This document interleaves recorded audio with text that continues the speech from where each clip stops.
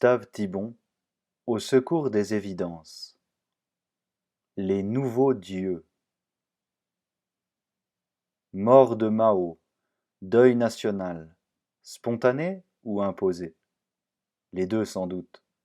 Et comment évaluer la part d'amour pour un être divinisé et la part d'obéissance servile à un pouvoir maître des corps par la terreur et maître des esprits par le conditionnement? Il ne faut pas oublier le mot de Tacite. La servitude dégrade les hommes jusqu'au point de s'en faire aimer. J'incline plutôt vers la spontanéité.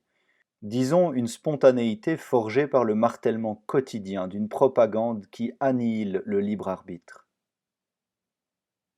J'apprends qu'à l'occasion de l'apothéose du grand timonier, les ouvriers chinois passeront un dimanche à travailler gratuitement, c'est-à-dire au profit de l'État. Ce sacrifice répond, nous dit-on, au vœu unanime de la population laborieuse. Imaginez, dans les mêmes circonstances, comment serait accueillie une pareille mesure dans nos démocraties occidentales. Quand s'y produit un événement exceptionnel, on attend l'octroi d'un congé plutôt que l'imposition d'un surcroît de travail non payé. Ce qui nous conduit à des réflexions désabusées sur le dépérissement du sens civique et du prestige exercé par les autorités politiques dans les nations qu'on dit libres.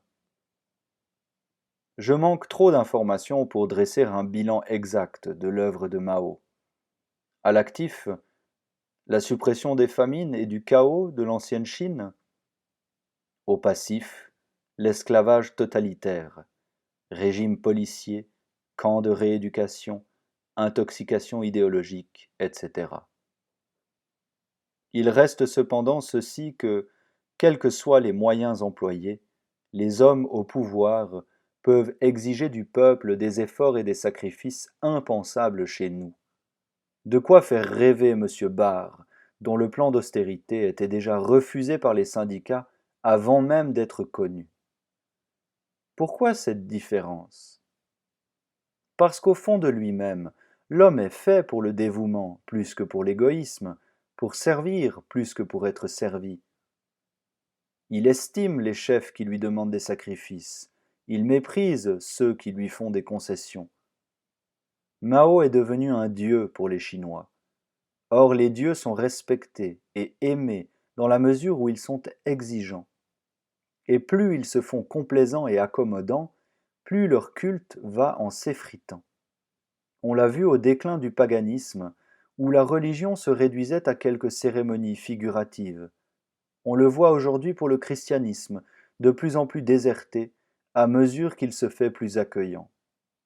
Le culte de Mao réveille et canalise ce besoin de croire, de se donner à quelque chose de plus grand que soi, qui, je le répète, sommeille en tout homme. Qu'une guerre éclate demain, et des millions d'êtres sauront mourir pour lui comme ils vivent aujourd'hui de lui. Et nous, quels sont les dieux de nos cités démocratiques? Il en est un qu'on exalte sur tous les tréteaux de la foire politique, la liberté. Mais de quel prix sommes-nous prêts à la payer? Quel sacrifice ferions-nous pour elle? Pourris d'individualisme ou d'esprit de classe ou de parti, qui est un individualisme à la seconde puissance, l'homme occidental a presque totalement perdu le sens de ce bien commun et suprême qui englobe et qui dépasse tous les intérêts particuliers. Ce qui fait de lui une proie facile pour les peuples qui ont une foi et savent combattre pour elle. Je ne fais pas l'apologie de la tyrannie, je dis seulement que si les amants de la liberté, qui est un reflet du vrai Dieu dans l'homme, ne mettent pas à la défendre autant de rigueur et de courage que les peuples asservis à souffrir et à lutter pour leurs idoles, que si, suivant la puissante expression d'Eugène Clavel, la démocratie se définit comme le droit de n'avoir aucun devoir, on verra s'évanouir en même temps liberté et démocratie. Car une liberté non orientée par des règles et non sanctionnée par des responsabilités ne résiste pas à l'épreuve du réel. En d'autres termes, On ne peut pas jouir longtemps de ce que la liberté permet si l'on répudie les vertus que le salut de la liberté exige.